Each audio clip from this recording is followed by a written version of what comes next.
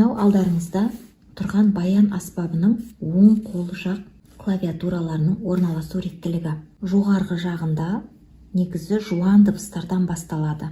Кіші октава, одан кейін барып бірінші октава. Яғни біздің әрдайым ән айтуымызға ыңғайлы осы бірінші октава мен екінші октава. Осы екі октавада көбінесе біз даусымызға ыңғайлы дыбыстар осы жерде орналасқан. Мынау бізде бірінші жол, мынау екінші жол, мынау үшінші жол болып саналады. Бізде ноталар дүзу орналаспаған. Мына қараңыз, бірінші жол мен екінші жол қиғаш, үшінші жол қиғаш. Қарап тұрсаңыз, мынау былай қиғашынан орналасқан.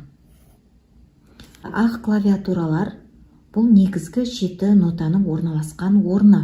Мынау ақ клавиатура бірінші до нотасы басталды. Оның екінші қатарға дәл жанындағы келесі нота бізде қара клавиатурамен белгіленіп тұр. Әрбір нотаның ара қашықтығы арасында бізде жарты дыбыс биіктігі бар деген сөз. Қара клавиатура бұлар қосымша дыбыстарды білдіріп тұрады. Сонда до нотасы мен мына қара клавиатураның арасы бізде жарты дыбыс. Қара клавиатура мен келесі ре нотасының арасы жарты дыбыс. Сонда екі жарты мен бізде мына екі дыбыстың арасында бір тон дыбыс бар. До нотасын жарты тонға көтере аламыз, жарты дыбысқа көтере аламыз.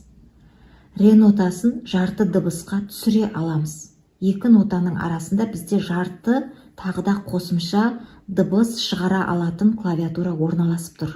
Міне до, ре. Қайтадан бірінші жол қатарына мен көшуім керек.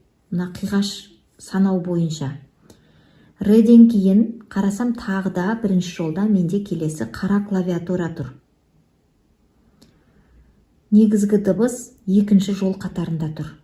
Сонда ре мен мидің арасында да қара жарты дыбысқа көтеріп түсіруге болатын қосымша дыбыс орналасқан. До мен ренің арасы бір тон, ре мен мидің арасы бір тон. Келесі екінші жол қатарынан кейін үшке түскен кезімде менде арасында қара клавиатура орналаспаған. Ми нотасы мен фа нотасының арасында жарты ғана тон дыбыс бар. Екеуін мен жарты тонға көтеріп түсіре алмайды екенмін. Келесі бірінші жолда қайттан қара клавиатура тұр. Сонда фа нотасы мен соль нотасының арасында тағыда жарты дыбыс, қосымша дыбыс орналасқандықтан мен фа нотасын жарты тонға көтере алам, соль нотасын жарты тонға түсіре алам. Яғни фа мен сольдің арасы менде бір тонды құрайды. Келесі үшінші жол қатарында сольдан кейін ля нотасы бірінші жолда орналасып тұр. Реттілігі бойынша менде соль мен ляның арасында тағыда қара клавиатура тұр. Соль мен ляның арасы тон, бір тон. Ля мен сидің арасы ортада қара клавиатура тұрғандықтан бір тон. Си мен до нотасының арасы, мінекей, үшінші жолға келдім. Міне, 1, 2, 3, 1, 2, 3 деп санап келатырмын. Байқап тұрсыз, си нотасы мен до нотасының арасында қара клавиатура жоқ, екеуінің арасы жарты ғана тон. Сізге түсінікті болу үшін мен мына жерден көрсетемін. До мен ренің арасы бізде бір тон ара қашықтық бар. Ре мен мидің арасы бір тон ара қашықтық бар. Ми мен фаның арасы жарты тон. Мына жерде көргеніңіздей, ми мен фаның арасында қара клавиатура жоқ. Фа мен сольдің арасы бір тон, соль мен ляның арасы бір тон, ля мен сидің арасы бір тон, және сиден кейін екінші октаваның до нотасы орналасады. Си мен доның арасы бізде жарты тонды құрайды. Бұл не үшін қажет, алдағы сабақта түсінетін боласыз. Енді қазір осы көрсеткенімді мен баян аспабында көрсететін боламын. Не жаңа көрсеткенімдей, бізде бірінші жол, екінші жол, үшінші жол. Саусағымызды қойған кезде де, мынау біздің бірінші саусақ бас бармағымыз арт жақта жүреді. Нотаны қойған кезімізде, неге мынау до нотасы басталып тұрма?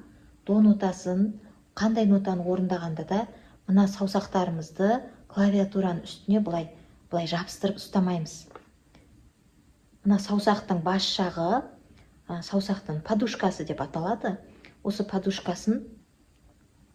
подушкамен басуға тырысамыз.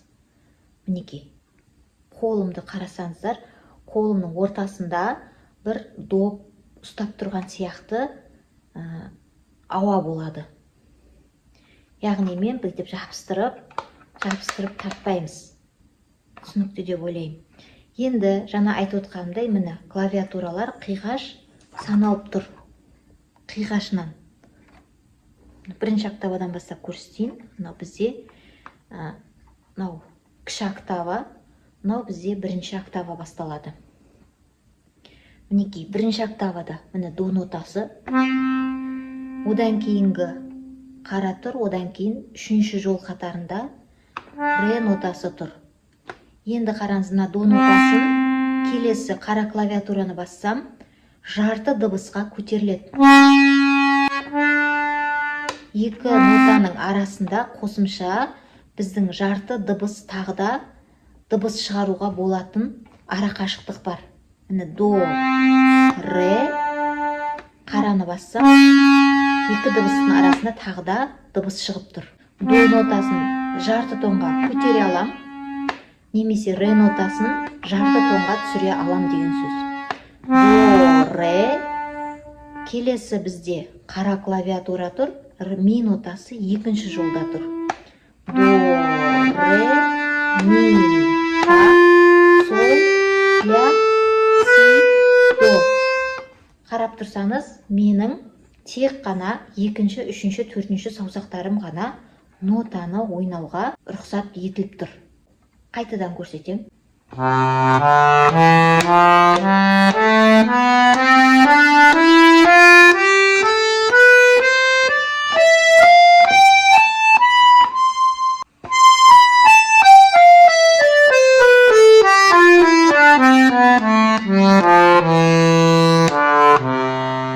Бүгінгі тапсырма осы оң қолымызды екінші, үшінші, төртінші саусақпен және қолдың қойылуын дұрыс орналастыру арқылы қол техникасын дамытамыз.